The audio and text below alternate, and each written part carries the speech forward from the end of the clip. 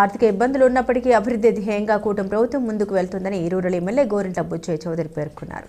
బొమ్మూరు గ్రామ శివారు నేతాజీ నగర్లో జరుగుతున్న అభివృద్ధి పనుల్ని క్షేత్రస్థాయిలో పరిశీలించి ఆయా శాఖల అధికారులకు పలు సూచనలు చేశారు. ఎమ్మెల్యే గోరింట్ల మాట్లాడుతూ ప్రజల అభిష్టం మేరకు పనులు జరుగుతున్నాయని, అభివృద్ధి జరుగుతున్న సమయంలో స్థానికులు సహకరించాలని, తగాదాలు పడకూడదని తెలిపారు. ఈ సందర్భంగా ఎమ్మెల్యే గోరింట్ల మాట్లాడారు. ఈ ప్రాంతం నందు మెయిన్ డ్రైన్లు పనులు త్వరలో మొదలు పెడతామని, ఈ మురుగునీరు మొత్తం ధవళేశ్వరం వద్దకు చేరుతుందని, అక్కడ పంప్ హౌస్ నిర్మించే విధంగా చర్యలు చేపడుతున్నామని, పెద్ద మొత్తంలో నిధులు సమకూర్చాలి కావున కొంత సమయం పడుతుందని, వరదల సమయంలో మురుగునీరు కాలనీలోకి ప్రవేశించకుండా కాంక్రీట్ వాల్ నిర్మించవలసిన అవసరం ఉందని, వీటన్నింటినీ పుష్కరాల నాటికి పూర్తి చేసే విధంగా ప్రణాళిక చేస్తున్నామని తెలిపారు.